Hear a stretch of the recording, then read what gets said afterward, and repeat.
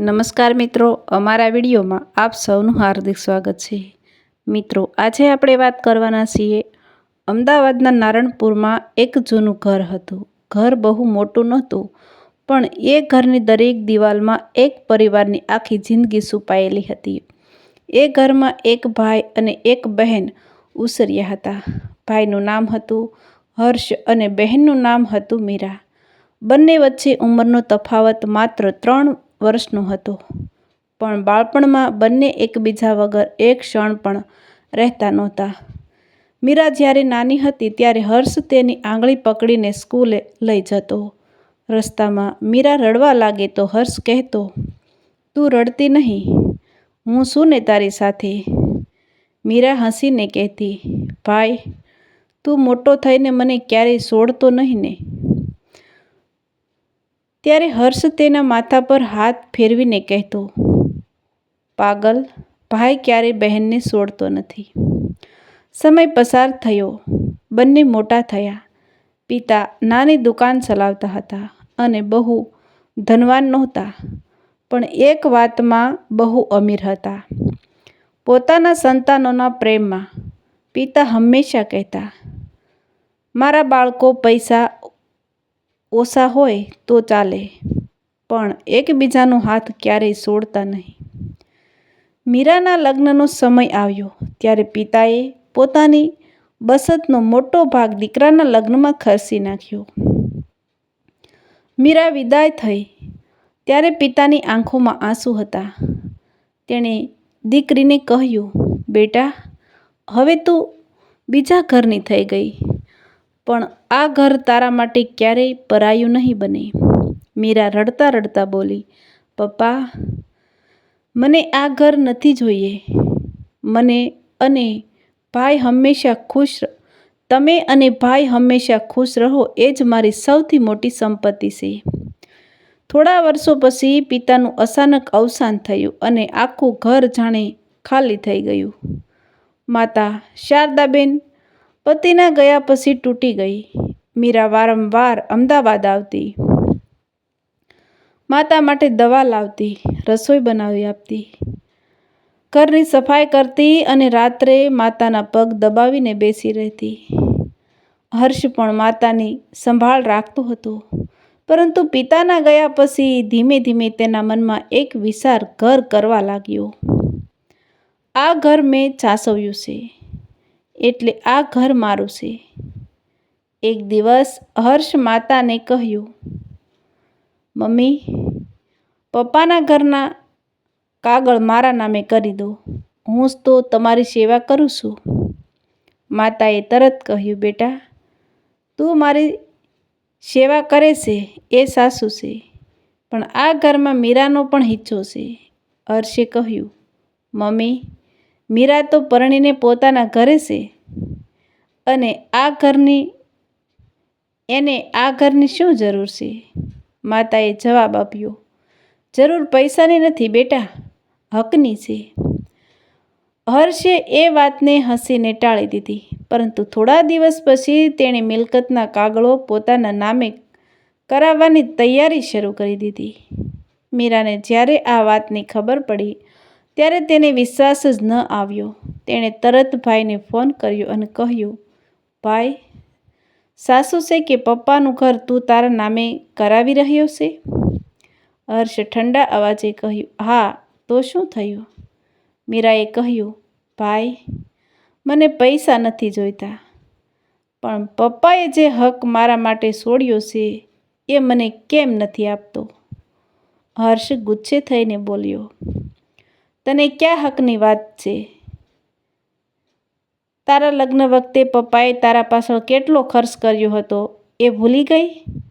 મીરા થોડા સમય સુધી ચૂપ રહી, પછી ધીમેથી બોલી, "ભાઈ, પપ્પાએ મારા લગ્નમાં ખર્ચ કર્યો હતો, પણ એ મારી મિલકતનો હક નહોતો, એ તો પિતાનો દીકરી માટેનો પ્રેમ હતો." હર્ષે કહ્યું, "મારે આ બાબતે કોઈ વાત કરવી નથી." મીરાએ ફરી કહ્યું, "ભાઈ, મને ઘરનો મોટો ભાગ નથી જોઈતો, તું જે યોગ્ય માને એ કર, પણ મને મારા પિતાની દીકરી હોવાનો હક તો ન છીનવી લે.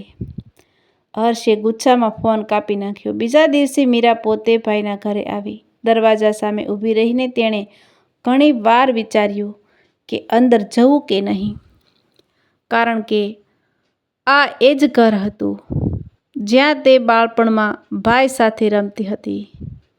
એ જ બારી હતી જ્યાં બંને બેસીને વરસાદ જોતા હતા. એ જ ઓટલો હતો જ્યાં પિતા સાંજે દુકાનથી આવીને બંનેને બોલાવતા હતા. મીરાએ દરવાજો ખખડાવ્યો. હર્ષ બહાર આવ્યો.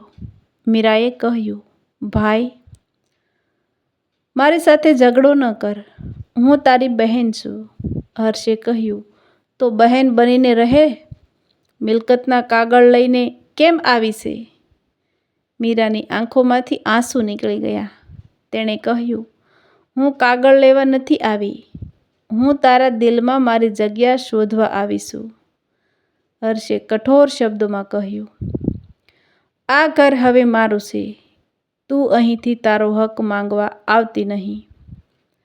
મીરાએ ઘરના દરવાજા પર હાથ મૂક્યો અને કહ્યું, ભાઈ, આ દરવાજો તું મારા માટે બંધ કરી શકે છે, પણ મારી યાદો માટે ક્યારેય બંધ નહીં કરી શકે.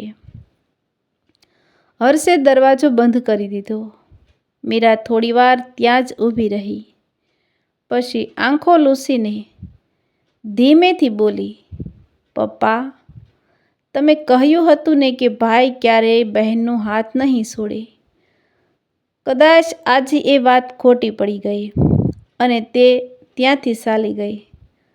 પરંતુ મીરાએ કોઈ કોર્ટમાં કેસ કર્યો નહીં, કોઈને ફરિયાદ કરી નહીં. તેણે પોતાના પતિને પણ કહ્યું, મને ભાઈ સાથે દુશ્મની નથી કરવી. પપ્પાની મિલકત ભલે એને મળી જાય, પણ હું મારી માતાને ગુમાવવા નથી માંગતી. ત્યારથી મીરા જ્યારે પણ માતાને મળવા આવતી ત્યારે ઘરના બહાર ઊભી રહીને ફોન કરતી, મમ્મી, હું નીચે છું, તમે બહાર આવશો? માતા છુપાઈને નીચે આવતી અને દીકરીને ગળે મળીને રડતી. એક દિવસ મીરાએ માતાને પૂછ્યું, મમ્મી, હું ઘરમાં કેમ નથી આવી શકતી? માતાએ રડતા કહ્યું, બેટા, તારો ભાઈ કહે છે કે હવે આ ઘર એનું છે. મીરાએ આંખો બંધ કરી અને કહ્યું, મમ્મી, તમે એને કહી દેજો કે ઘર એની પાસે રહે. મને ફક્ત એટલું કહી દે કે આ ઘર છોડીને જતી વખતે મારી માને મેં ગળે લગાવી હતી. સમય પસાર થતો ગયો. એક દિવસ શારદાબેન ખૂબ બીમાર પડ્યા. મીરાને ફોન આવ્યો કે માતાની હાલત ગંભીર છે. મીરા દોડતી દોડતી હોસ્પિટલ પહોંચી. માતાએ આંખો ખોલી અને દીકરીનો હાથ પકડીને કહ્યું, બેટા, મને એક વચન આપ. મીરા રડતા બોલી, કહો મમ્મી. માતાએ કહ્યું, મારા ગયા પછી તું તારા ભાઈ સાથે ક્યારેય દુશ્મની ન કરતી.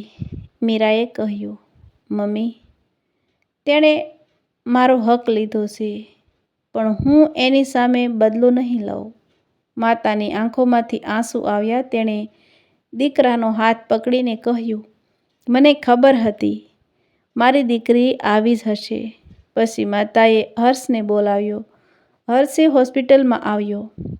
માતાએ બંનેના હાથ એકબીજાના હાથમાં મૂકી દીધા અને કહ્યું, મારા બંને બાળકો, આ ઘર માટે એકબીજાને ન ગુમાવતા.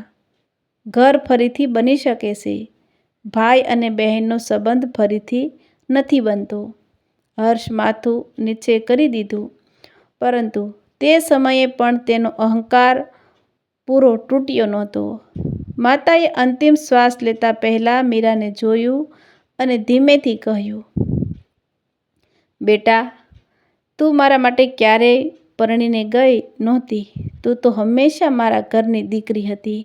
અને એ શબ્દો સાથે માતાની આંખો બંધ થઈ ગઈ. મીરા શીશ પાડીને બોલી, મમ્મી, એકવાર આંખ ખોલો. હું તમને કહેવા આવી હતી કે મને તમારું ઘર નથી જોઈતું, મને તો બસ તમારી પાસે બેસવું હતું. માતાના અંતિમ સંસ્કાર પછી હર્ષ જ્યારે પોતાના ઘરે પાછો આવ્યો ત્યારે પહેલી વાર તેને એ મોટું ઘર બહુ નાનું લાગ્યું. દરેક ખૂણામાં માતાની યાદ હતી. રસોડામાં માતાનો જૂનો ડબ્બો હતો, ખુરશી પર માતાની ચાદર હતી અને પૂજાના રૂમમાં પિતાનો ફોટો હતો. હર્ષે પિતાના ફોટા સામે ઊભો રહીને કહ્યું, પપ્પા, તમે મને ઘર સાચવવા કહ્યું હતું. મેં ઘર તો સાચવ્યું, પણ બહેન ગુમાવી દીધી. એ સમયે તેને માતાની જૂની ડાયરી મળી.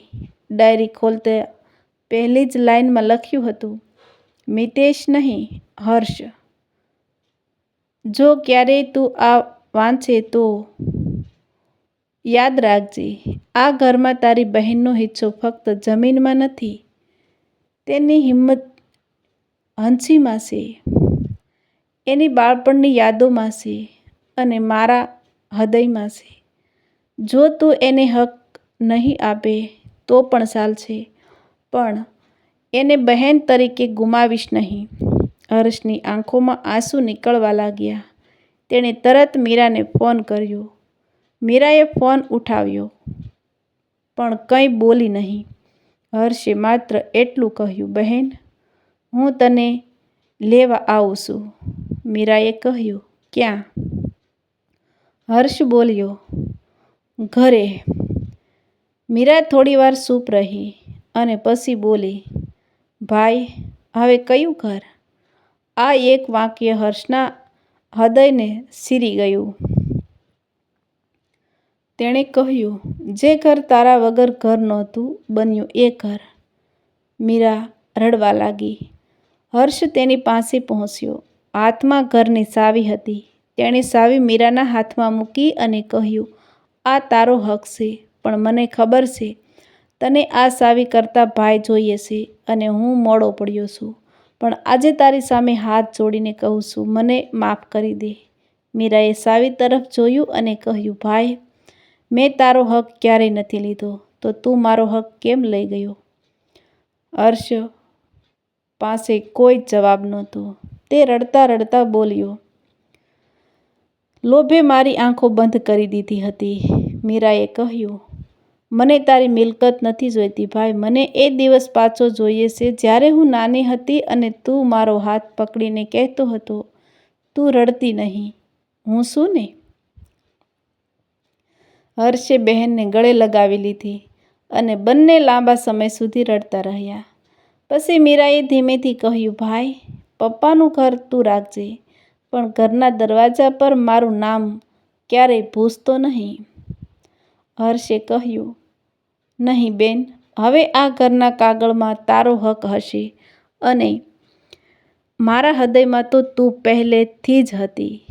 મીરાએ જવાબ આપ્યો, કાગળમાં હક પાછો મળી ગયો ભાઈ, પણ તું જે સંબંધ તોડી નાખ્યો હતો ને, એ પાછો મેળવવામાં મને બહુ વર્ષો લાગ્યા. હર્ષની આંખોમાં ફરી આંસુ આવી ગયા, કારણ કે એ દિવસે તેને સમજાયું કે તેણે પોતાની બહેન પાસેથી ફક્ત મિલકતનો હિસ્સો નથી છીનવ્યો હતો,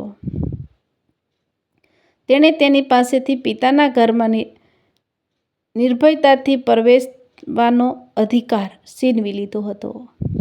અને દુનિયામાં સૌથી મોટું દુઃખ એ નથી કે કોઈ આપણો હક છીનવી લે. સૌથી મોટું દુઃખ એ છે કે જે માણસને આપણે આપણો માન્યો હોય એ જ માણસ આપણને કહે છે કે આ ઘર તારું નથી. યાદ રાખજો, દીકરી પરણીને બીજા ઘરે જાય છે, પરંતુ પિતાના ઘરમાંથી તેનો પ્રેમ ક્યારેય પરણતો નથી. મિલકત વહેંચી શકાય છે, પૈસા વહેંચી શકાય છે, ઘર પણ વેચી શકાય છે, પરંતુ એક બહેનના દિલમાંથી ભાઈની જગ્યા કાઢવી ખૂબ મુશ્કેલ છે. એટલે સંબંધ જીવતા હોય ત્યારે તેમની કિંમત કરજો, કારણ કે માણસ પાછો આવી શકે છે, પૈસા પાછા આવી શકે છે, મિલકત પાછી મળી શકે છે, પરંતુ એકવાર કોઈના દિલમાંથી આપણો શબ્દ નીકળી જાય પછી તેને પાછો લાવવામાં આખી જિંદગી લાગી શકે છે.